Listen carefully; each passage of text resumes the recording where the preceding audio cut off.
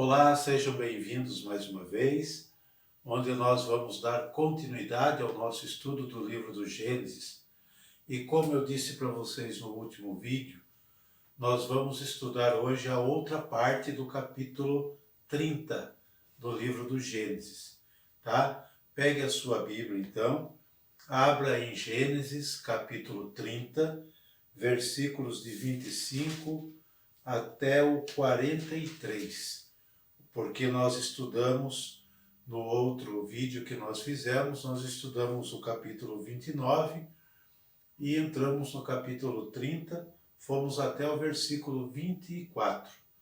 Então agora nós vamos dar continuidade do capítulo 30, do versículo 25 até o 43.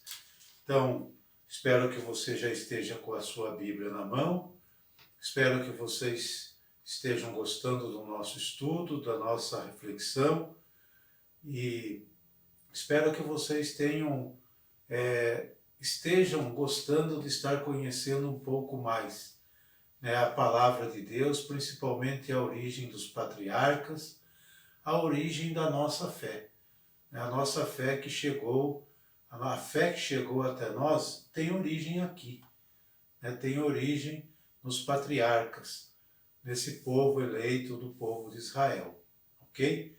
Então vamos lá? Vamos então para a leitura do capítulo 30 do livro de Gênesis, versículo 25 seguintes. Tendo Raquel dado à luz José, Jacó disse a Labão: Deixa-me partir para minha casa, na minha terra. Dai-me minhas mulheres e meus filhos, pelos quais te servi, a fim de que eu me vá. Tu sabes quanto tempo servi em tua casa. Labão respondeu-lhe: Se achei graça aos teus olhos, reconheço que o Senhor me abençoou por causa de ti. Fixa-me o que devo dar-te, ajuntou ele, e te darei. Jacó disse-lhe: Tu sabes como te tenho servido, e como aumentaram os teus rebanhos, graças a mim. Tinhas poucas coisas antes da minha chegada, e tudo aumentou depois. O Senhor abençoou-te a cada um dos meus passos. Agora, quanto a mim, quando trabalharei eu para minha casa? Que te hei de dar? Disse Labão. Jacó respondeu: Não me darás nada. Se aceitas o que te vou propor, continuarei a apacentar e guardar o teu rebanho. Vou hoje passar pelo meio de todos os teus rebanhos e pôr-te à parte, e pôr à parte entre os cordeiros todo animal manchado, malhado ou negro. E entre as cabras, tudo que é manchado ou malhado. Isto será o meu salário. Minha justiça testemunhará em meu favor para o futuro, quando vieres verificar o meu salário. Tudo o que não for malhado ou manchado entre as cabras e negro entre os cordeiros será considerado como roubado. Está bem, disse Labão, seja como dizes. Naquele mesmo dia, pôs ele à parte os bodes malhados e manchados, todas as cabras malhadas ou manchadas, todas aquelas que estavam marcadas de branco, e todos os cordeiros negros. Confiou-os aos seus filhos e pôs à distância de 3 dias de jornada entre ele e Jacó, o qual apacentava o resto do rebanho de Labão. Jacó tomou então varas verdes de álamo, de amendoeiras e de plátano. Tirou-lhes parte da casca, fazendo faixas brancas e deixando a nu o ramo.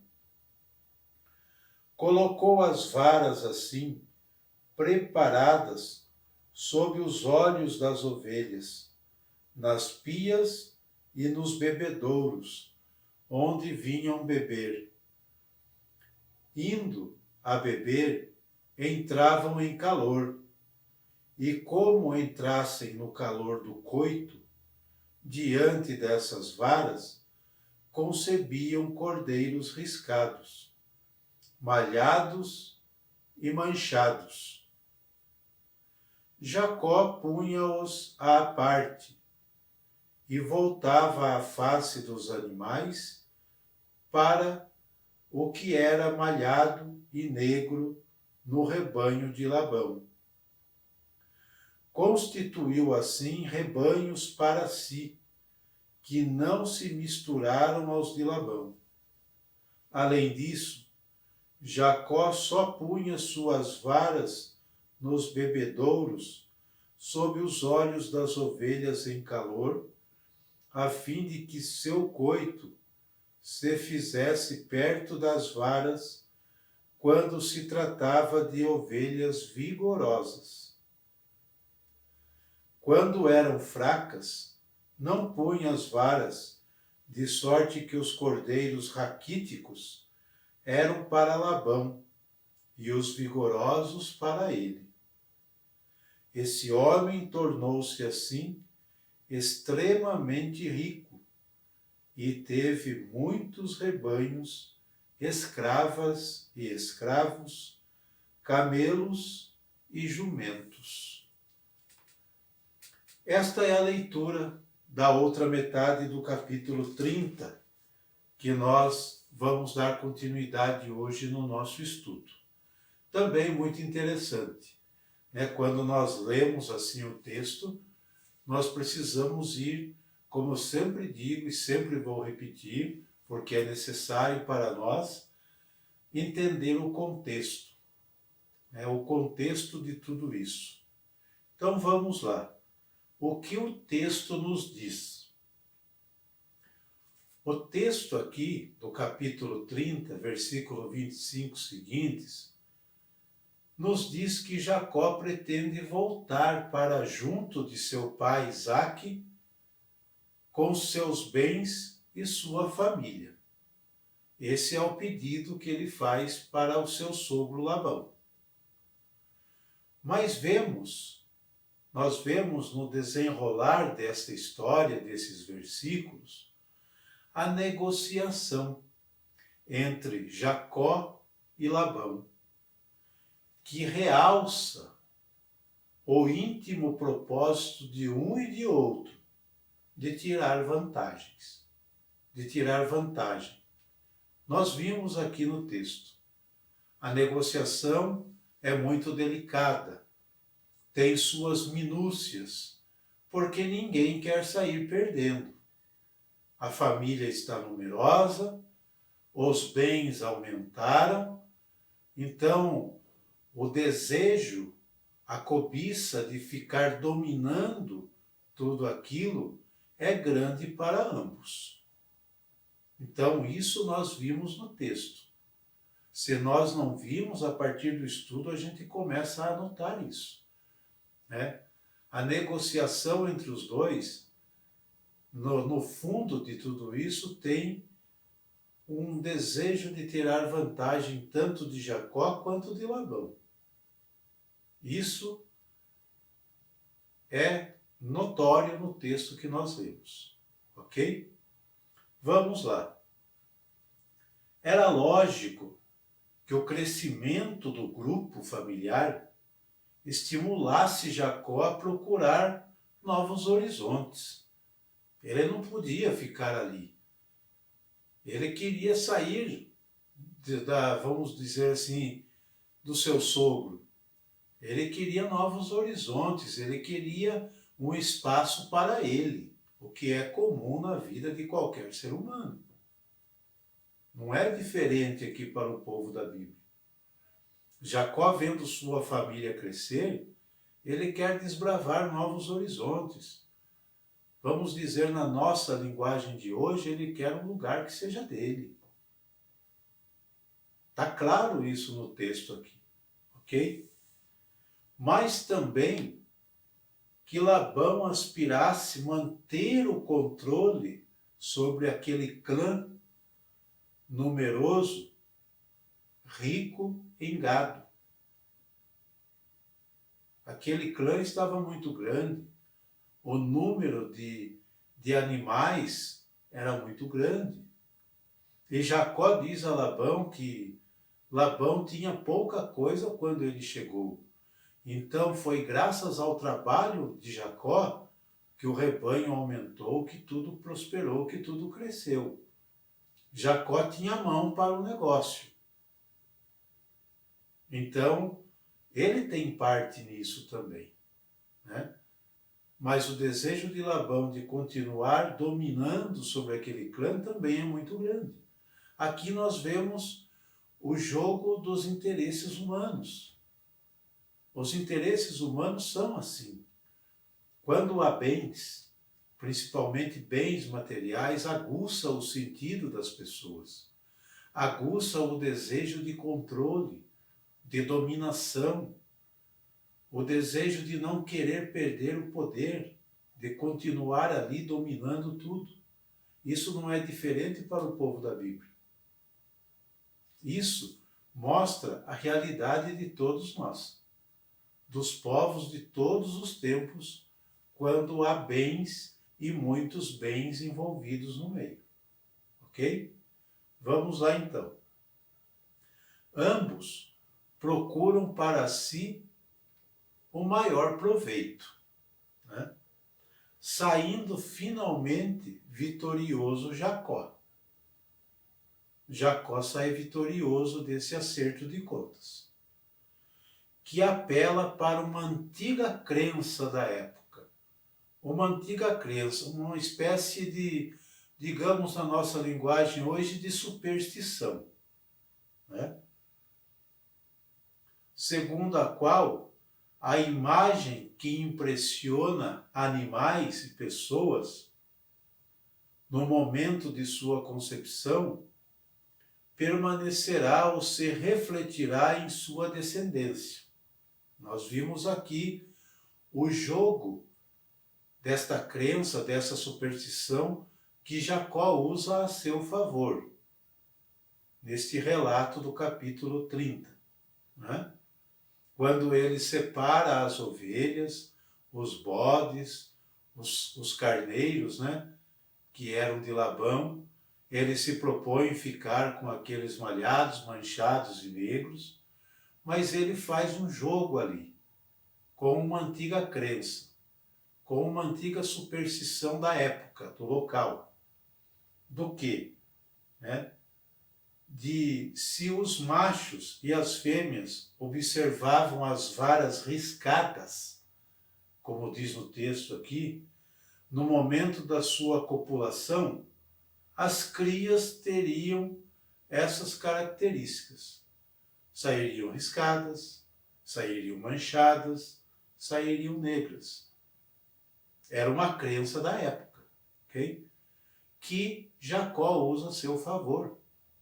Assim ele multiplica o seu rebanho. E diz o texto aqui também que Jacó faz esse tipo de trapaça, podemos dizer assim, com o seu sogro. Porque ele só fazia isso para aguçar os sentidos das ovelhas vigorosas, das mais fortes. Aquelas raquíticas mais fraquinhas, magrinhas, deixava para o seu sogro. Quer dizer, ele sai vitorioso em tudo isso. Ele sai forte em tudo isso, né? Pois é. Note-se que em toda esta trama que nós vimos no texto, Deus se definirá por Jacó. Deus escolheu Jacó. Ele é o escolhido, porque ele é descendente de Abraão, de Isaac. Então a promessa está nele, né? Jacó. Essa escolha implicitamente aprova o procedimento trapaceiro de Jacó. Implicitamente.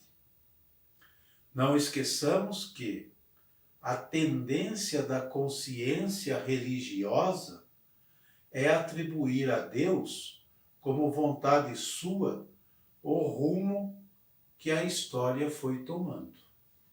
Veja bem, uma consciência religiosa muitas vezes atribui a Deus como vontade sua o rumo que a história foi tomando.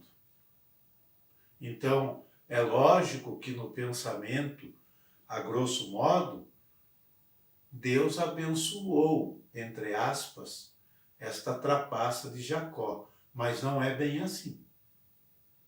Porque se nós formos olhar bem, essa vontade era de Jacó.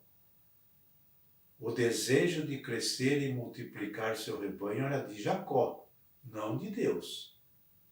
Deus, se ele é justiça, ou melhor, ele é justiça, jamais duvide disso, e eu não duvido disso também. Se Deus é justiça, Deus é misericórdia, como é que Deus pode aprovar uma atitude trapaceira dessa? Jamais. Então, isso está na mentalidade de uma consciência religiosa. É muito importante entender isso. E todos nós somos assim, gente. Todos nós somos assim. Às vezes, o que é minha vontade pessoal, particular, eu atribuo a Deus, por causa da minha consciência religiosa. E nem sempre esta vontade minha está de acordo com a vontade de Deus. Nem sempre. Ok? Então é muito importante ter esse discernimento, fazer essa reflexão a partir deste texto.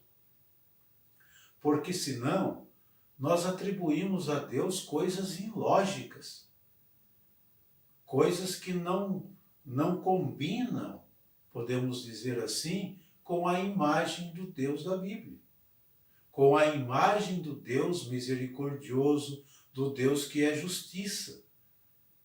Que Deus é esse?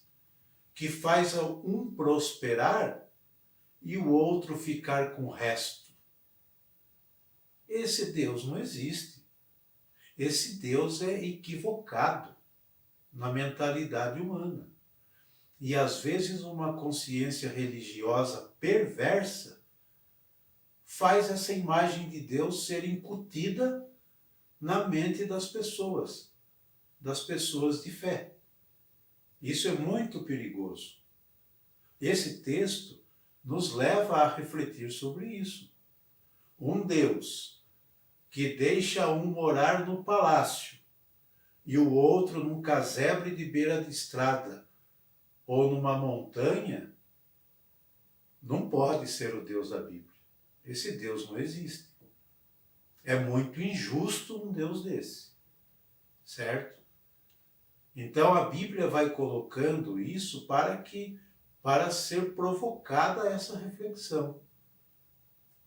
Aquilo que eu estou fazendo realmente é a vontade de Deus ou é a minha vontade que eu estou reportando para Deus? Vocês entenderam a jogada do texto, podemos dizer assim? A dinâmica pedagógica do texto que nos leva a refletir isso? A grosso modo, dar-se a entender que Deus aprova tudo. Oxe, mas que Deus é esse? Então não é o Deus da Bíblia. Não é o Deus que Jesus Cristo, lá no Novo Testamento, vai nos apresentar. Esse Deus, ele faz distinção de pessoas. Então, esse nós temos que ter muito cuidado para não pensar desta forma. Ok? E qual é a mensagem de tudo isso? Já está embutido em tudo que nós refletimos no estudo deste capítulo, da metade do capítulo 30. Né? A consciência religiosa, muitas vezes, atribui a Deus a vontade que é da pessoa. Ah, porque Deus quis assim. Será? Será que Deus quis assim? Deus não quer que ninguém sofra. Deus não quer que ninguém fique doente. Deus não quer que ninguém seja trapaceado. Deus não quer isso. Ele é um Deus, esse Deus da Bíblia que nós conhecemos e cremos, é um Deus que quer todo mundo de maneira igual. Isso é justiça. Entendeu? Então a consciência religiosa, às vezes sendo perversa, ela atribui a Deus o que é vontade humana. Isso precisa ficar bem claro. E aí a imagem de Deus é distorcida. Por isso que muitas pessoas, às vezes, não querem saber de Deus. Porque a imagem de Deus que chega até ela é de um Deus totalmente injusto. É um Deus que, se eu colaborar, ele vai me encher de bênção. Mas se eu não tenho com o que colaborar, então eu que fique na miséria. Então não tem por que seguir um Deus desse. Nem eu quero seguir. O Deus da Bíblia é um Deus justo. E nós não podemos macular essa imagem de Deus com pensamentos errados ou com imagens erradas. As trapaças de Jacó eram interesses pessoais dele, não vontade de Deus. Ok? Está bem claro isso para nós aqui. É muito perigoso uma consciência religiosa perversa, repito, digamos assim, que transmite a Deus o que é a vontade do homem. Isso faz com que a imagem do Deus da justiça, do amor, da misericórdia, seja distorcida e falsamente transmitida às pessoas de boa fé. Quantas pessoas não são enganadas com imagens falsas de Deus por má interpretação da Sagrada Escritura, por não conhecer a Sagrada Escritura? Se deixam levar pelo primeiro que fala bonito, que tem um discurso convincente, seja ele um líder religioso ou o que for. É perigoso essa manipulação da fé. Ok? O desejo e a ganância por riquezas materiais levam Jacó a fazer trapaças para obter vantagem. E isso é injusto e perverso. Ok? Notem que estamos falando de um dos patriarcas da Sagrada Escritura, escolhido por Deus, porém, nem um pouco inocente, puro ou santo. Nem um pouco. Mais uma vez é preciso dizer que as falhas humanas nunca interferem na ação de Deus. Ele é escolhido? É. Mas isso não significa que Deus aprova o que ele faz de errado. Como é com cada um de nós. Deus também não aprova o que fazemos de errado. Ok? Com Jacó não é diferente, é o patriarca. É a descendência do escolhido. Abraão, Isaque, ele e Jacó. Mas isso não significa que ele seja santo perfeito. Ele é ser humano. Está propenso a erro como qualquer outro. Ok? Ele não é blindado porque é escolhido. Ele está sujeito às falhas humanas. Fica bem claro isso, né, para a gente. Que bom que a gente pode entender assim, né? Tudo isso serve para que a partir do texto sagrado pensemos com muita seriedade nas nossas ações, nos nossos desejos. São vontade de Deus ou são minhas vontades que eu quero que seja a vontade de Deus? Devemos nos perguntar isso. São minhas vontades ou eu quero que sejam as vontades de Deus? A partir desta reflexão, vamos atingindo a maturidade da fé. E nem tudo vamos atribuindo a Deus. Aquilo que está no coração humano, na vontade humana. Ok?